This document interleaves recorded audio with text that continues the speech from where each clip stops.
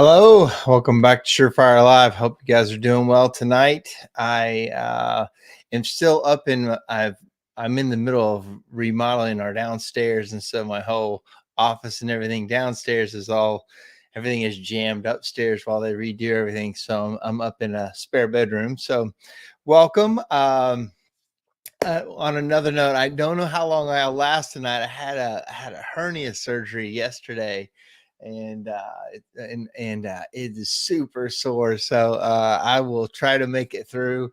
And if I don't, I'll have to call it a night. But I'm on a little bit of painkillers, so hopefully it won't affect the show too much. So thanks for joining me tonight. I wanted to go over some leadership ideas, and because I talk to a lot of businesses throughout the day. Almost every day I talk to some business leader or owner, and the leadership struggles are one of the that's really the key to running your business or growing your business or growing your life. Being a even a community leader, a family leader, business leader, good employee, it all boils down to good leadership skills. And as I'm sure a lot of people would agree, a lot of we're lacking in that in a lot of areas. Leadership has become a thing that's almost, it can be a bad word because you have to be so soft in some ways to be a leader. In my opinion, that it's totally changed the game, and I think there's really a call for strong leadership and good leadership. Got a couple early comments. Chad Murray says, "Hey, Mark," and somebody else says, "Painkillers equals truth serum." So speak it, brother. That's hilarious. Thank you guys for chiming in early. Gonna make sure I'm getting all my messages over here too. So let me see. I'm not getting all those. Give me just 1 second. Get back to my page. It shows me my messages.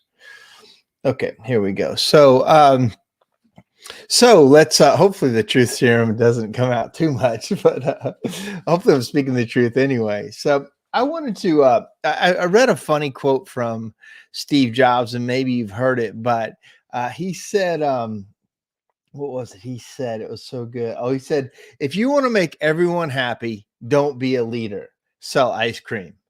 And I thought that was funny because there's been times that I did want to just sell ice cream.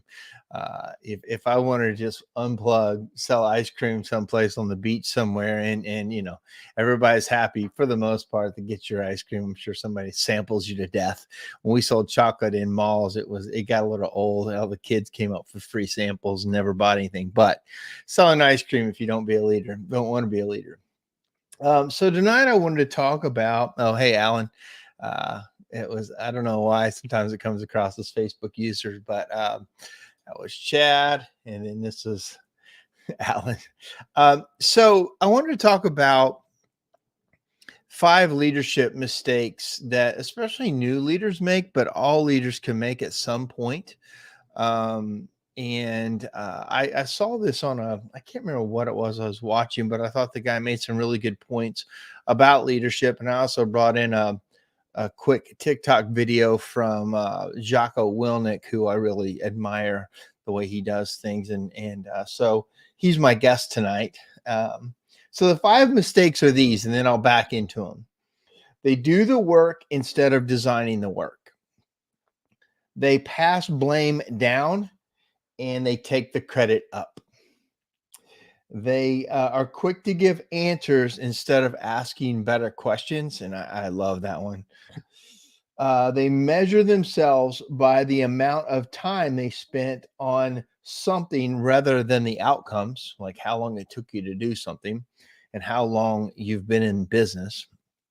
And then lastly, they fail to build connections with their teammates. And I see that a lot. I see that a lot in leadership. This might be Jeremy. I said, hello, everyone, ready for Mark to call me out again.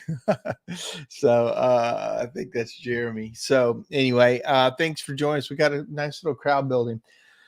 All right, so let's go into this. So let's talk about the first one. And guys, thanks for chiming in, and questions or ideas that you have while I talk. Please, let's make this a two-way conversation. The first one: do the work instead of designing the work. I think this is the number one problem for most leaders that I work with, and was my problem. And since Alan Rush is watching this, I'm going to call Alan out on this one.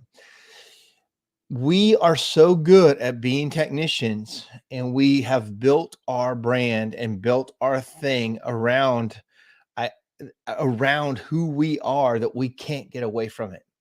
And your name may be in your business.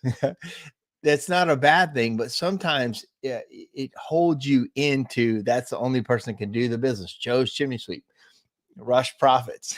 Anyway, but I just think that it's a mistake. It's a mistake because you do deliver a great product, and you're afraid to hand that off. Therefore, you want to do all the work. I was speaking with a gentleman today, and he felt like he had to design all of the SOPs to make the company run right. And I was working with him on handing that off, and he knows it, but the over control of a business is also what will ruin it for other people that want to join you in building the team. They I've got to put this up there. He said, I knew I should have gone with Ogval. So quick story, Alan, before he named it Rush Profits, his sales business, he came to me and said, hey, I'm gonna be starting this sales coaching business. I'm like, cool, what's the name of it? And he's like, I'm gonna go with Ogval. And I'm like, Ogval, what is that? And he's like, augmented value. And I think that's what it was. And it was like augmented reality and value. And he was going to be, he's going to really augment your value. And I'm like, no. I said, I think what I said was, I don't love it. And whenever I say I don't love it, that means no. And I said, dude, you've got it. Your name is perfect for this. And so he switched it to Rush Profits, and I think it was a clear win. But he's still holding on to ogval.com, I'm pretty sure. But anyway, that was hilarious when he was starting that business. But it is your business, and it is you. And again, I ran a one truck operation for 17 years because I didn't know how to get out of my own way. And how you get out of your own way is through delegation and handing off, and designing a system for others to run in and play in, not you. So I'm going to share this this kind of quick TikTok from Jocko about this rule. So let me see if I can play here. Here's a really good rule of thumb if you're in a leadership position. The decision that I'm about to make, can I decentralize and delegate the action? So as soon as I'm thinking of doing something, I think to myself, oh, can I turn this over to someone else? So, hey, we got to get that building cleared. Yes, we're going to clear that building. Hey, Leif, grab your squad, grab your platoon, grab your team, go get that building cleared. Can I turn it over to someone else? Hey, Echo, we need to come up with some cool graphics for this event that we're going to do. Can I turn that over to you? I want to know if I can, because my goal is to not be focused on doing things myself, because the minute that I'm doing something myself, I can't look up and I can't look out, which is going to impair my ability to lead. Yeah, I think, easy win there, but it's easy to say it, but it's not easy to do it. And I'm not trying to act like it is, but it's a step like any other process. You have to do it, and then it hurts and it sucks, and you should have done it yourself, and you wouldn't be in this trouble if you had done it yourself. You get all those things will come back and be true at that time. But again, you're trying to build a time asset in people. You're trying to build a time asset in others. Well, to do that, you've got to give up time, and you've got, again, if you're going to learn how to tie your shoes, if you're going to teach your kid how to tie their shoes, right? Would it be much easier for you to reach down and tie their shoes for them every single time? Yeah. So you're in a rush, you got to get out the door, you tie the shoes and you get going. But isn't it a much better, spending that extra hour of time or 2 hours or even days to help them learn to tie their shoes so they can tie their own shoes? And at first you go backwards because you could have got to the whatever faster by tying the kid's shoes. But if you don't build that time asset in the kid, he will always need you to tie his shoes. Therefore, you wasted that 5 minutes every day getting that done and the frustration of all that versus teaching them how to do it. And my friend Kimball Bosworth, who's been on the show before, had a great lesson about that, where she said, a person taught her that when you bring somebody into your business and you want to train them, a lot of people say, well, if they can be 80% as good as me, that'll be okay. Of course, you'd like them to be 100% as good as you, but they won't be. There's no way they can be.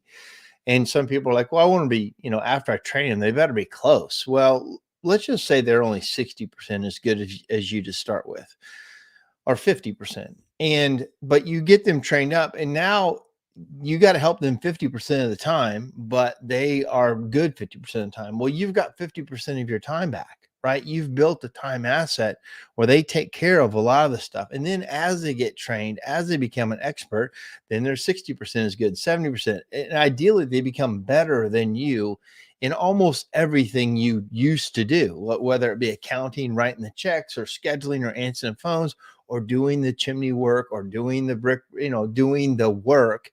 You get people that are as good or ideally better than you. And then you have really built a company that can go far and fast. And that's what Jocko was talking about right there, is those who are fast at delegation and then manage the delegation can grow very quickly. And if there's anything I've learned over the years, that is the key to any of my success or any of my growth ability, is the ability to delegate first.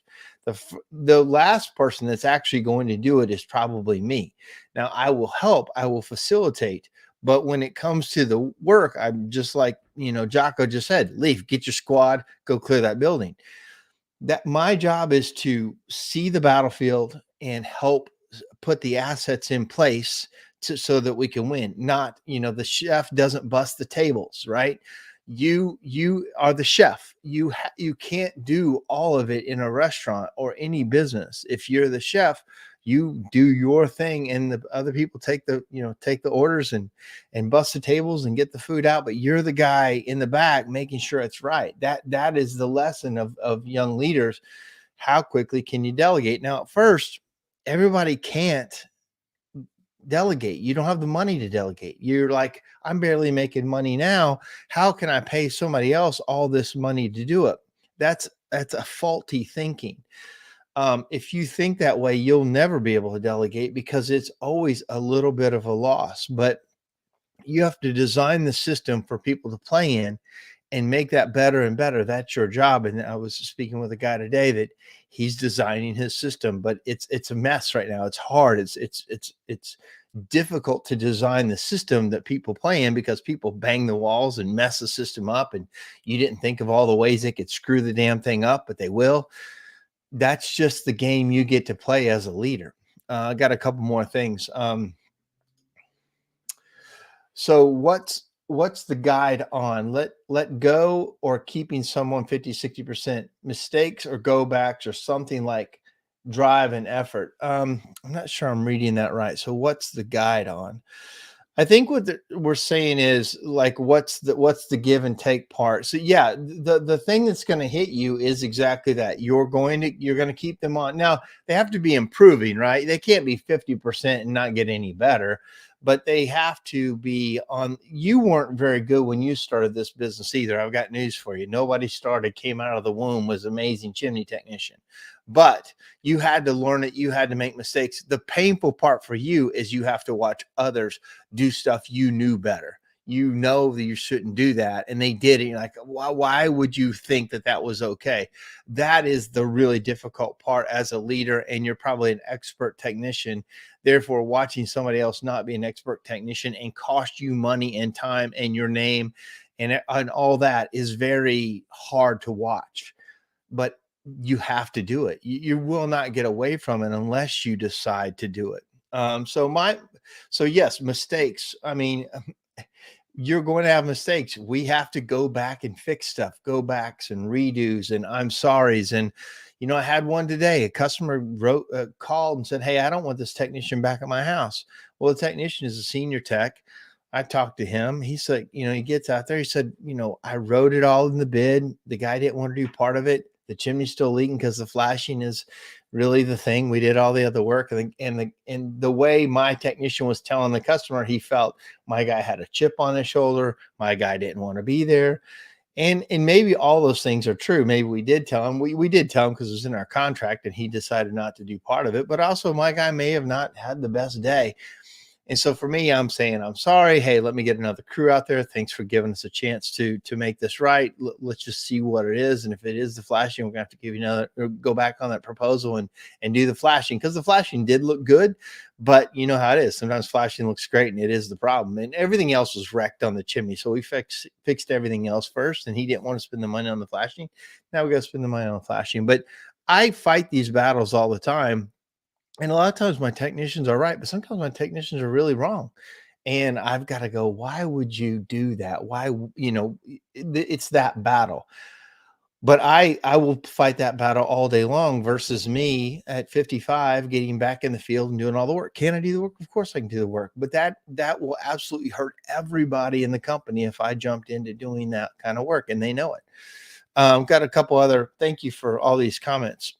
I can understand giving up and handing off doing jobs. But what if you're trying to pick up another service you haven't done?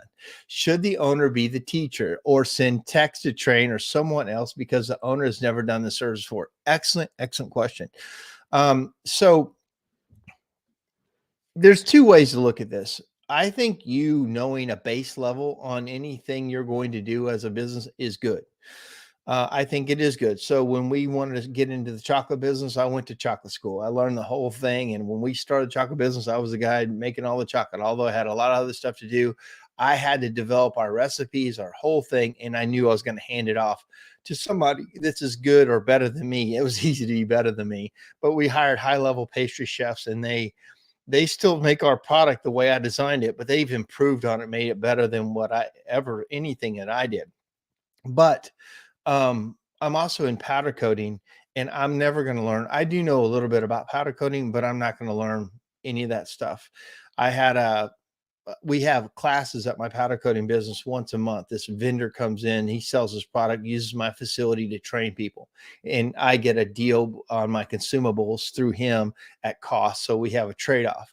And I've gone through the class before, and I was in the class and people didn't realize I owned the factory. And I guess I didn't say anything about it. I'm watching. I'm a student in there too, although they're using all my stuff. And then this guy's like, he said, "I didn't know you own this. So where do you get that phosphate acid etching material you guys using?" I said, "I don't know." I said, "I'm never going to know. That's never my job in this business. I don't know where we get it or what it does. I don't know exactly how the whole thing works, but I know I've got the right people in the places to make it work right."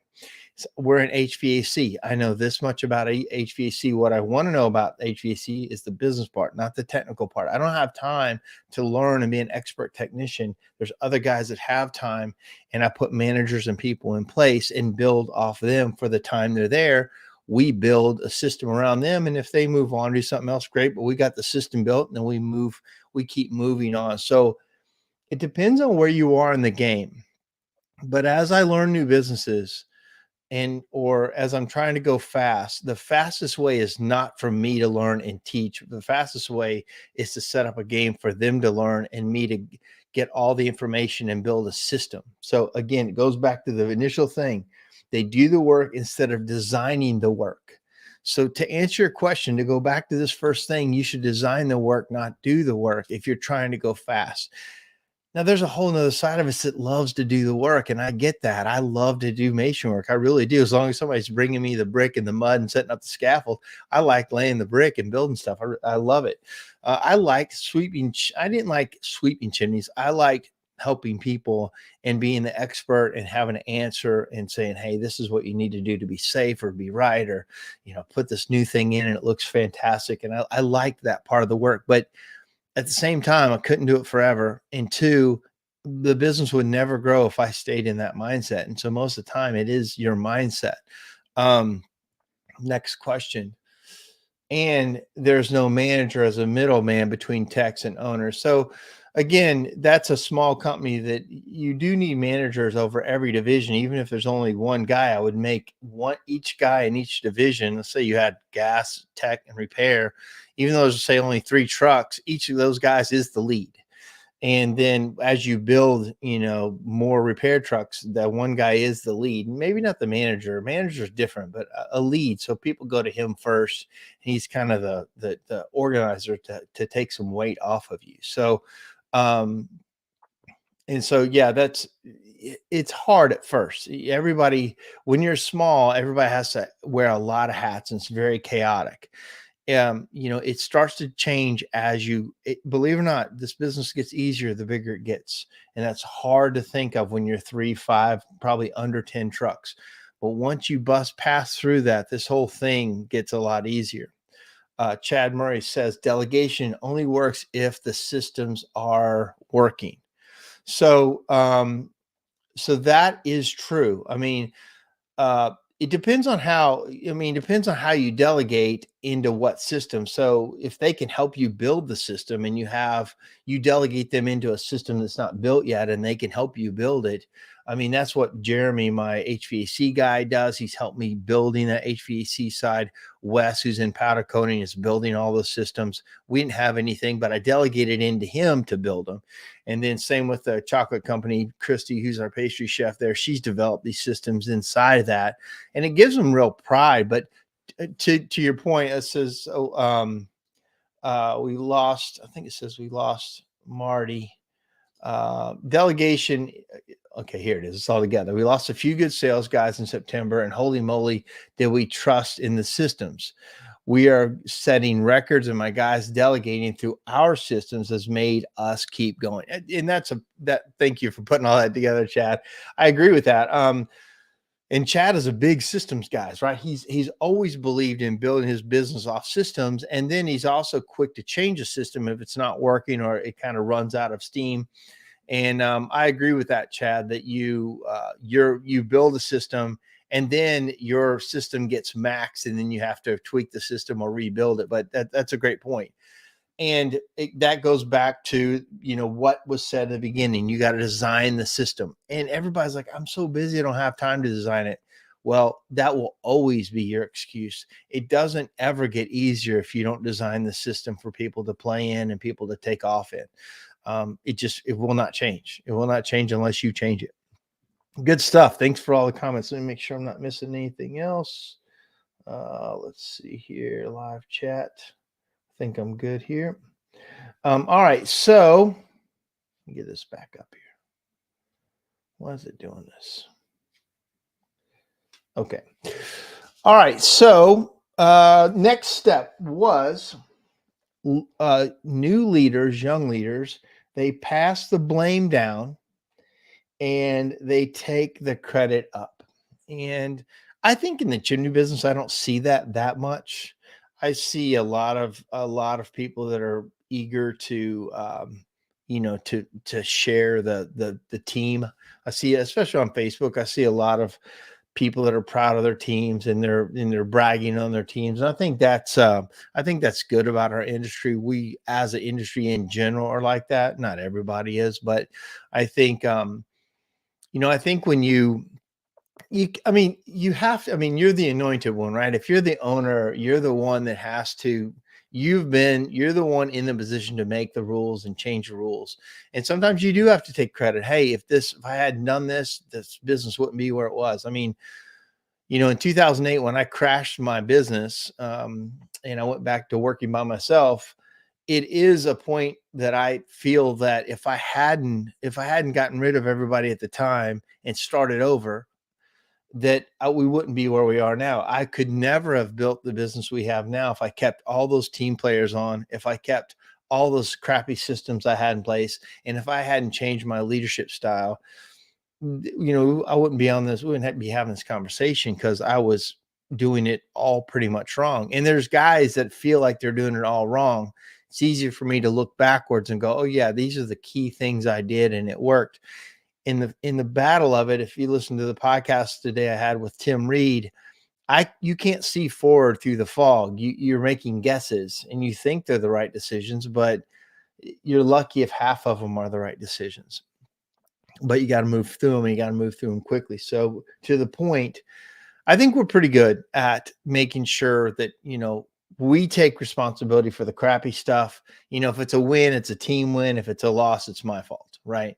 That's how I have to at least make sure I've given you all the tools. And if you finally lose after I've given you all the stuff, if you fall off the roof after I have given you all the safety gear, that's going to end up being your fault. You are a grown man. I am going to put responsibility on you. I am going to have expectations that you will do what we said we would do. And if you fail on it, then that ultimately will be your fault. But it's my fault then if I keep you on. If I don't fire you, if I don't get rid of you, that's my fault. I had another thing that said, nothing kills a great employee faster than watching you as the owner tolerate a bad one. If you want to ruin your good people, tolerate crappy ones, and you will ruin your best people. That's a guaranteed way to do it. There was another one here. It said, you're not stuck. If you say you're stuck in business or you're stuck where you are, you can't move. It's not that you're stuck. You've just committed to certain patterns of behavior. And they have helped you in the past. So you're committed to this type of behavior or thought process that has locked you in right where you are. And it's got you here, right? It's like, I have a proven track record to get here. The problem is it won't get you there.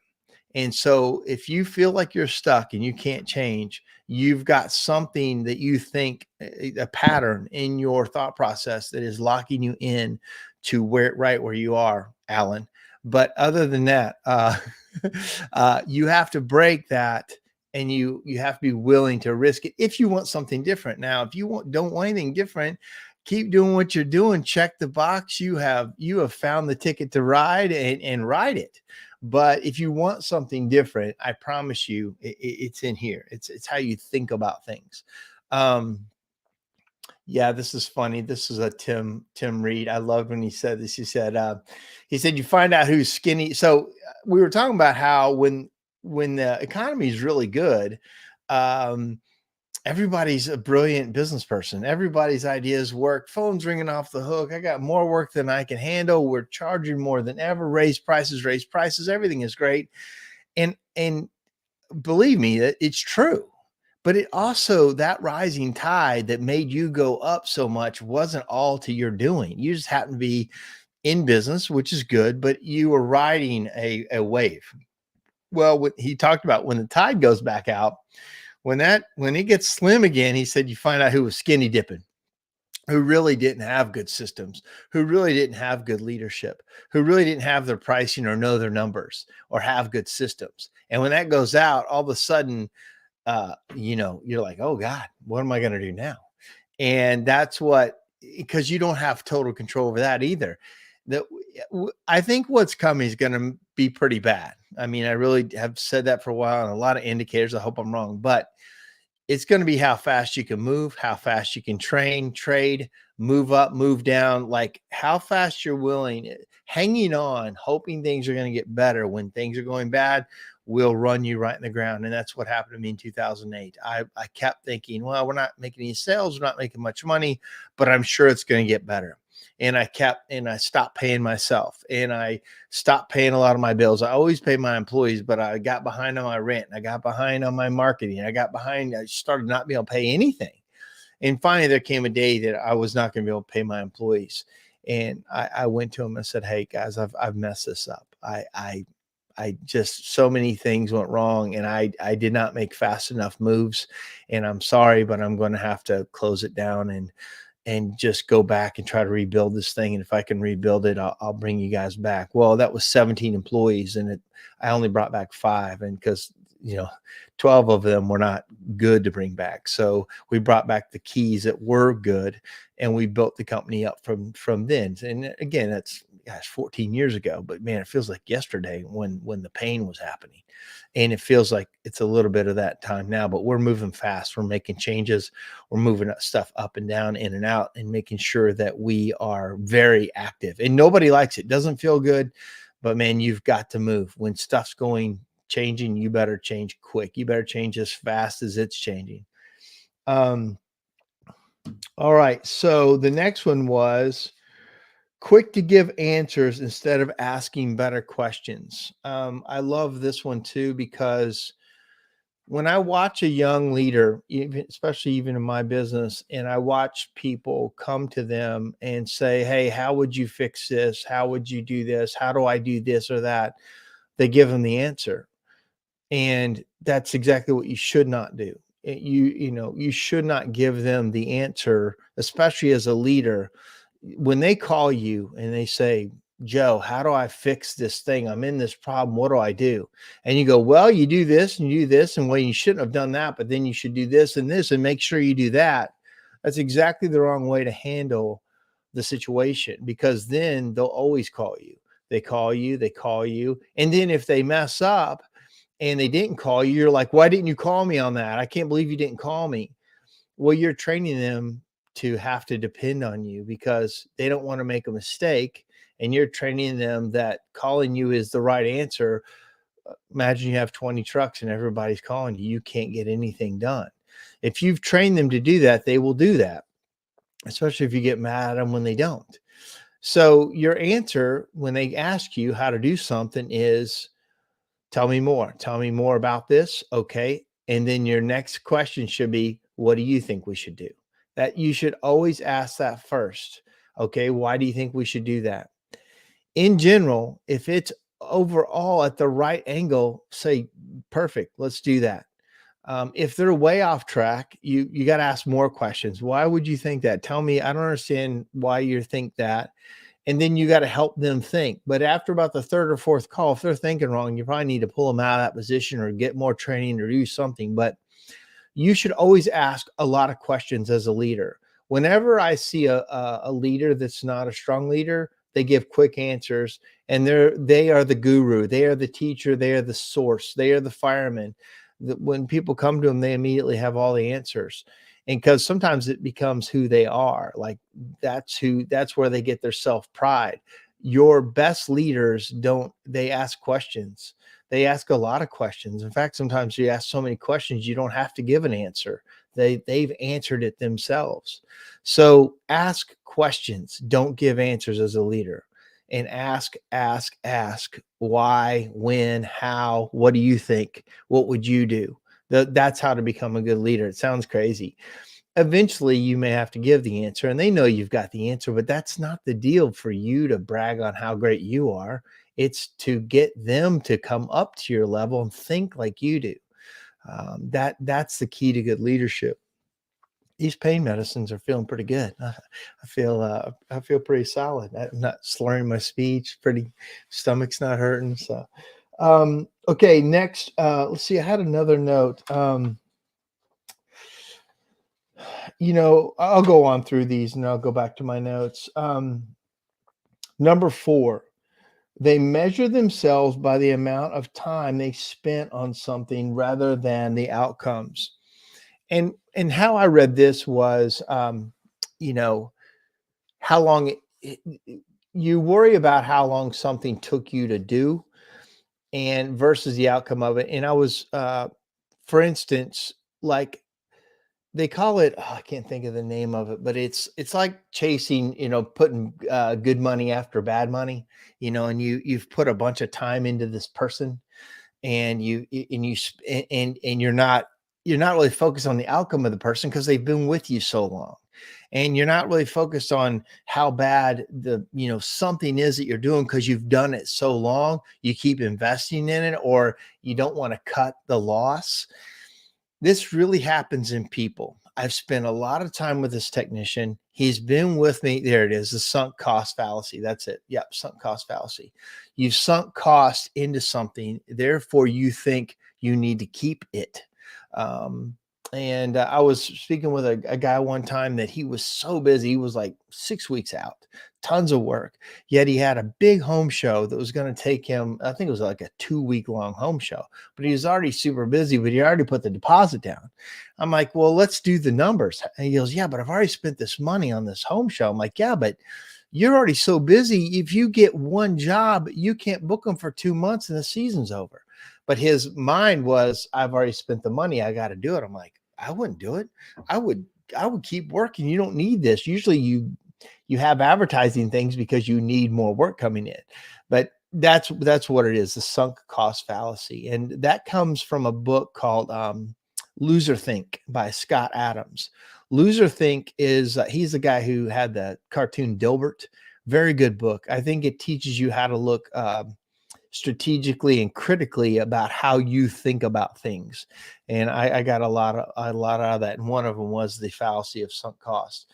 But I think we have a lot of sunk cost in people.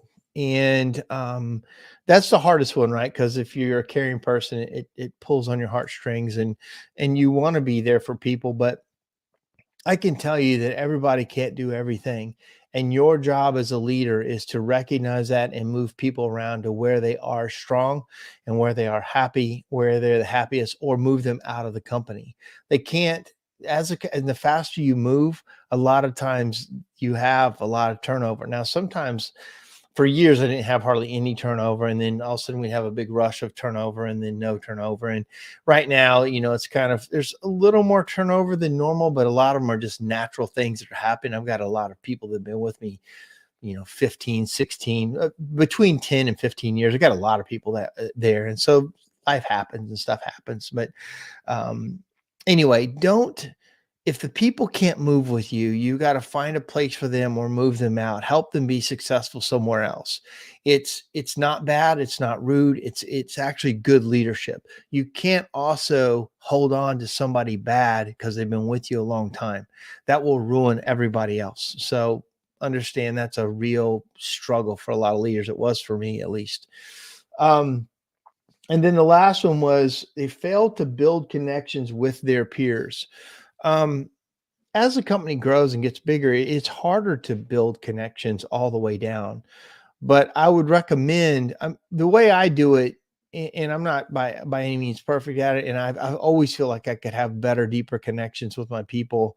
But when I am there, I am fully present to talk to them, and I am fully engaged in who they are, what they're doing, what their life is, inside and outside of work. Now, we've got over 100 employees, and so you can't spend very much time with very many people. But when you do spend time with it, make it completely real and engaging and deep. You know what I mean? Like really care, like get into whatever is bothering them. That should be the most important thing. And so for me, how I do this is, in the mornings, if I can be there for the morning meeting when the business starts off, this is just how I do it. I know Chad does it differently, and everybody has a different way to do it, but this is how I do it.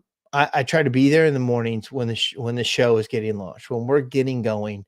I want to be there, if at all possible, and talk to them and see them. Now, this summer, I've been traveling a lot. I just finished the whole Route 66 from Chicago to Santa Monica on a motorcycle, and it was amazing. And so I was gone a lot. And when I come back, I can feel this little disconnect from the people and from everybody. And then I've got to work to build that back up, because to me, that's important, that connection. And the business runs just fine without me, but it starts to have little frayed edges, and it becomes, it's I wish it was just they didn't need me at all, but that's still not the case. They need me not for doing anything, but just for being there and feeling that leadership. There's somebody in charge. There's the guy that I can go to that can for sure get something done. And so, but that being said, that's how I want to build connections with my people. And clearly, the longer and the higher up the chain, they're the main people I talk to. But I really try to focus on that new person too. When that new person's in, I try to go to them and hear what they think. A lot of times the newest people are that have the clearest vision of your business as far as what's wrong with it or what because they're not tainted by anything. They can come in and give you a real clear idea of what's going on. A girl, um, that's brand new with us, she's been with us, I think, a month or 45 days. And she came to me the other day, well, when I got off my motorcycle trip, she goes, "Oh, I want to tell you something that's happening that this is a problem that, I see." And I'm like, so glad. Thank you so much for telling me that. It's interesting that she said that because it was kind of a high level problem that she picked out that I needed to know about. And I was very thankful for that. I said, always never be afraid to tell me that kind of stuff. Ashbusters was built on people bitching and people complaining. I mean, whether it be customers or employees or the bank, we have been built on problems, and it's my job to solve those problems and get in there and fix them if nobody else can. Ideally, I delegate that off to someone else to fix it. Sometimes it's just up to me to get it fixed or changed.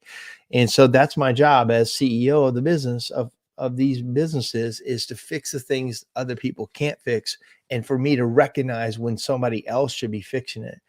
My mentor, John Meredith, I remember he had a president of his company, Dave. A lot of people knew Dave. Dave was like 6'8".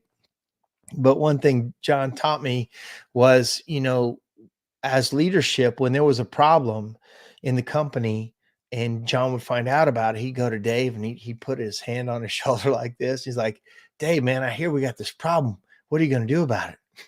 And so, I always like that. And that gave Dave, ownership of the problem and the ability to fix it. One of the things we do as leaders is we don't give them the full power to fix it, because sometimes it's ugly to watch them try to fix something in a way that you wouldn't have wanted fixed that way. Like, ugh. I've had to learn to trust people. I've had to learn to let them make mistakes and maybe pull the reins back and give them some guidance and get back out there. But again, I think you run a much better business, have a happier life when you delegate and bring people up with you. It's that super bounce uh, parable where, like, when you jump on a trampoline by yourself, you can only get so high, and you can jump and you can get pretty high by yourself. But then if you have 5 people around that trampoline that pre-bounce, preload it, and then you get sent way high, that's what working with a team is like. You can go so much faster and higher and see better and have more fun when you work with a team and they super bounce you and they help you. They want to see you win because you want to see them win. That's true leadership. That's where this thing gets really good and fun, and you'll like it. You'll like it more. Let me check my time here real quick. I can't see the top corner. All right. So my questions have dried up. I'm either boring you to death or I'm hitting on some really deep things and you're just thinking about them. But so let me finish up with, I got a couple more minutes. A couple more notes I made were one of my favorite podcasts is the Craig Groeschel podcast. He's actually a church leader, and he's got a lot of really good leadership ideas. And he talked about, the leaders that have it. He said every company that has a lot of growth and very successful has a leader that has it. And I think what that means. I work with a lot of leaders, and I can see the leaders that have it, and I can see the leaders that don't. And that goes back to a book also, Good to Great. Jim Collins wrote a book, Good to Great, and it's an older book, but it talks about 5 levels of leadership. And the great leaders have a certain specialness about them that they've come through all the crap basically. And that if you want to read a good leadership book, Good to Great is one of those. Now, it's proven that later on, a lot of those companies that he said were great companies ended up failing down the road for different reasons. But it's still, I think, a good idea on what great leaders can do for a company. And you really can't grow a great company without great leadership and building up leaders inside your company. That's really the exciting part. It reminds me of one of the guy who runs my powder coat metal fab division. I remember one day, he used to love to hunt. He hunted, loved to hunt, couldn't wait to get off on the weekend to hunt. And then one day his son was old enough to hunt, and he stopped hunting to help his son and watch his son hunt. And then he got as excited to see his son get the big buck as he did him getting the big buck. And to me, that's what building leadership is. That's what it's like in your company when you see other people be super successful on their own and you're there to watch the hunt, you're there to watch them win. It becomes very satisfying. It becomes more satisfying to me than me winning myself. And in fact, that's why I even do this live and this podcast, because I love seeing other people win. I love seeing them succeed and have big wins and do great things. And there's just something exciting about it. Bob Fauna was on here, and Bob just opened up a new shop and a new showroom. And man, I couldn't be happier for Bob. Bob's been in it, right? Bob's had some battles. He's got some scars in there. He's been, but he's been tracking for years. He's been at the events. He's made the phone calls. He's watched the lives. He's been in the podcasts, and it's neat to see Bob, putting it all together. And everybody's in their own race. Nobody's in a race against Bob. Nobody's in a race against me. He's in his race, but he's making some stuff happen. So Bob, I'm super proud of you. Thanks for sharing that. And there's a group of people that don't want to see people win. I saw Lindemann put out a post the other day on Chimney World that they had their first $1 million job. Man, that is exciting, big stuff. Now I'm sure there's people thinking they were bragging, or sure there's people not liking that, but that's their own thing, man. To know that it can be done is exciting to me. And this world is hard enough. We don't need to be jamming on each other. We need to be cheering each other up and celebrating the wins, man. It's hard enough to win at any level. And so why not cheer each other on? We're a little bitty, thing here on this spinning ball in space. And gosh, let's cheer each other on and be proud of each other and help each other as much as we can.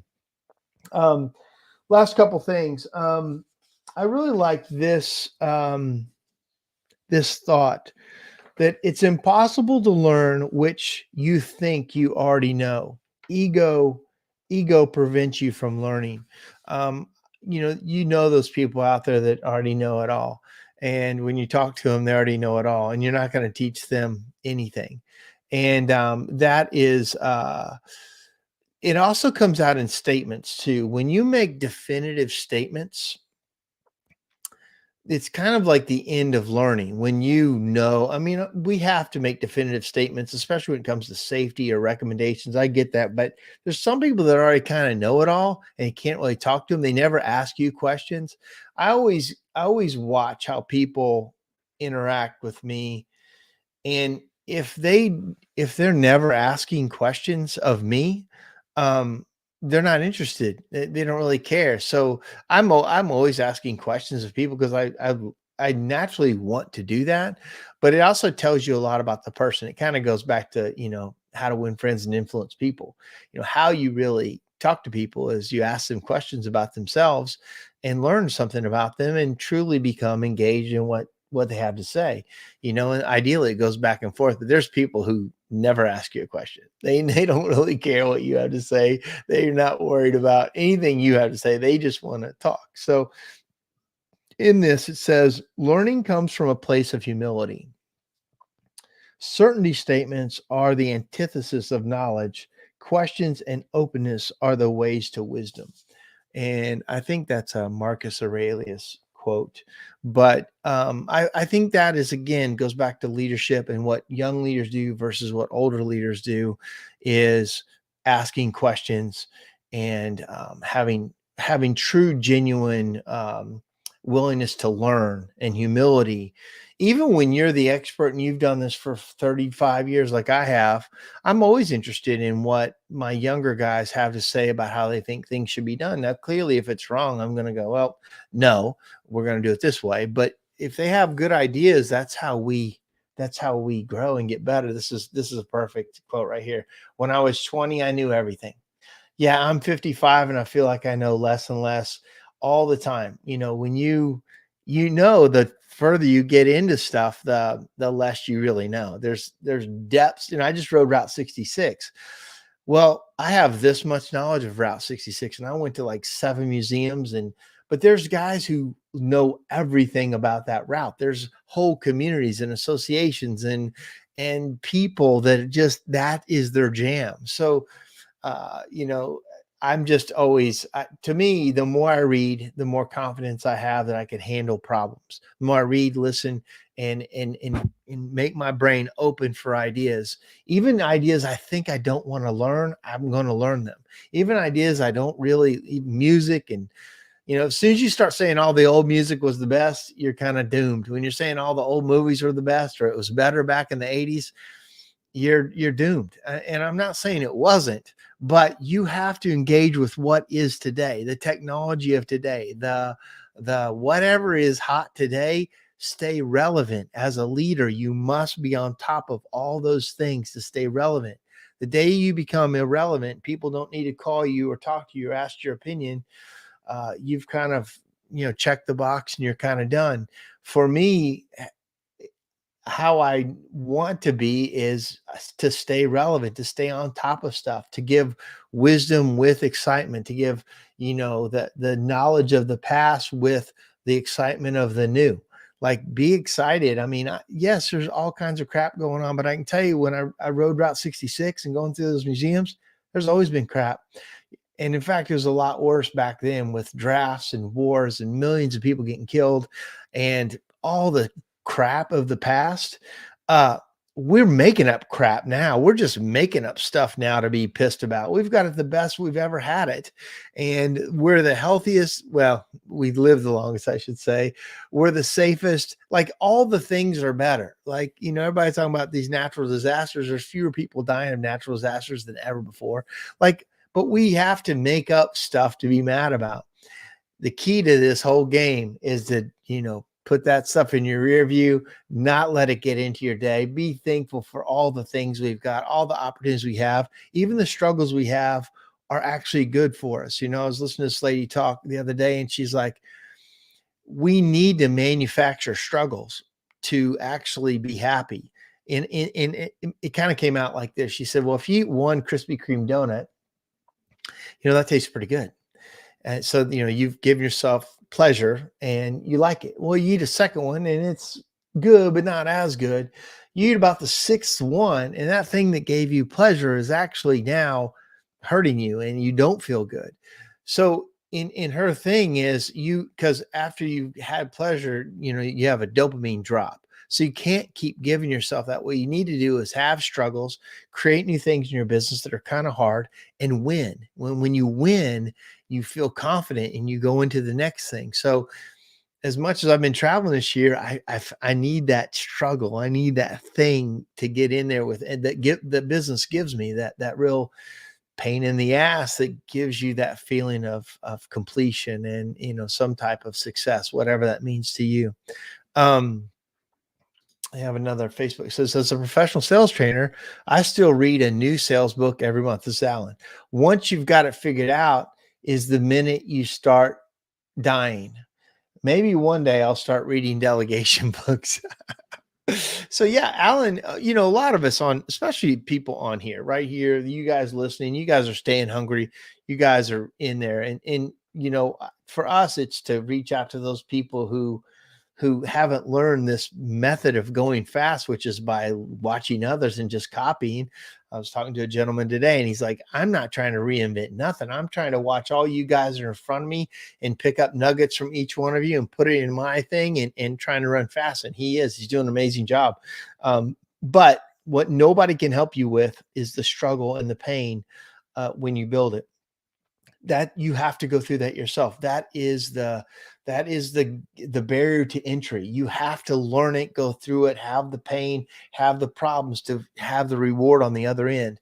Nobody else being a consultant can make you not go through that. Now, hopefully we can get you through it faster. We can give you good vision on what the other side looks like, but we cannot help you go through, Steve Harvey, the jump, the skinning your knees, the jamming your, breaking your bones and ripping your clothes off while you go through it. Like, you have to go through it, man. You have to go through it and deal with it if you want what you realize on the other side. And he says, when you see people flying around and parachutes and they're having the time of their life, they most likely went through that. You may have not even known them or seen them when they did it, but they went through it. And, that's the game. You've got to go through it. I think he said you should close with the buffalo analogy, and I've used it for years. It came from a book called "Take the Stairs." Rory McVaden, I think, is who wrote the book, and he talks about this. And a lot of you guys have heard it, but I'm going to say it again. There's a natural phenomenon that happens in kind of out in Kansas, Colorado area, where they have cows and they have buffalo at the same time. And in fact, Chuck Roydhouse, he named his logo is the buffalo head. But here's how it goes: when a storm is coming, and say a blizzard, cows will naturally, when a storm's coming, say from the west, they will naturally move to the east and try to run away from the storm. Well, the storm's much faster than they are, and it's coming, and they're going to run into fences and things like that. So naturally, as they're running, they're being snowed on or stormed on, and they're kind of going with it because they think that's the way to go. And therefore, they've kind of exposed themselves to the storm longer. What buffalo do is they turn and face the storm, and they start walking toward the weather. Whatever weather pattern's coming, they go right at it. Therefore, they hit it earlier, but they also hit it with the intention of walking through it faster on the other end. And that is a great business analogy, because you have storms in your business. As a leader, one of the natural things to do is not address the storm. You're like, hopefully it'll get better. Hopefully they'll stop doing that. Hopefully they'll come in on time. Hopefully they'll start doing their paperwork right. All those stories you tell yourself, the hopefully method. Instead of, as a leader, you've got to go right at it. When you see the problem pop up, you got to go right at it and address it. You got to ask, because all problems start really small. All storms start with just a drop or two, typically, and then you get into it and you got to get through it. And so the buffalo, and that's what you should be in business, is a buffalo, is go at the problem and get in it and get through it. You also learn to handle that better. Like now, today, I had a call from this customer that was mad about my technician. I couldn't wait to call him. I'm like, man, give me that phone. Let me talk to this guy. Yesterday, a guy gave us 2 days ago, a lady gave me a 1-star review because we couldn't get to her fast enough. It was 2 weeks, and that was not fast enough. So she left us a 1-star review, but she kept her appointment. So I'm like, no way are you going to go on Google, tell people not to use me, yet you're lined up to be used. So I called her and said, hey, I saw this 1-star review. What can we do about this? And she's like, well, you guys couldn't get to me fast enough. And I'm like, well, I would like you to remove if you're going to keep the appointment, I'd like you to remove the review. And she wouldn't do it. I'm like, well, then we're not the company for you. I call somebody else. But I can't do both. I'm not going to do both. I'm not going to let you run me down to outside people who don't know, and you use me and still get great service for my company. So again, I maybe that's not the right way to handle it, but you're not going to do, I'm defensive of the company first. And to me, customers are actually second. My people are first. My people, my employees, my group. I'm Papa Bear. I'm the one. I will take care of us. Now I might have to scold you, but customers come second after I take care of my people. And that may be how you do it, may not be how you do it. That's how I do it. And I think they know that about me, that I will be fair and just, but also I hold people accountable on both ends of the stick. You know, some of these customers are absolutely crazy. But that's a different SureFire Live. But guys, thank you so much. I hope you like the Buffalo analogy. Um, oh yeah, let's see. That's the best way to think, I think. If you want to go out of the way to give 1-star review, you aren't going to please them, not worth the energy to try. Yeah, absolutely. I mean, you're not going to do that to me and my company. I said, hey, these 1-star reviews hurt people. They hurt the business.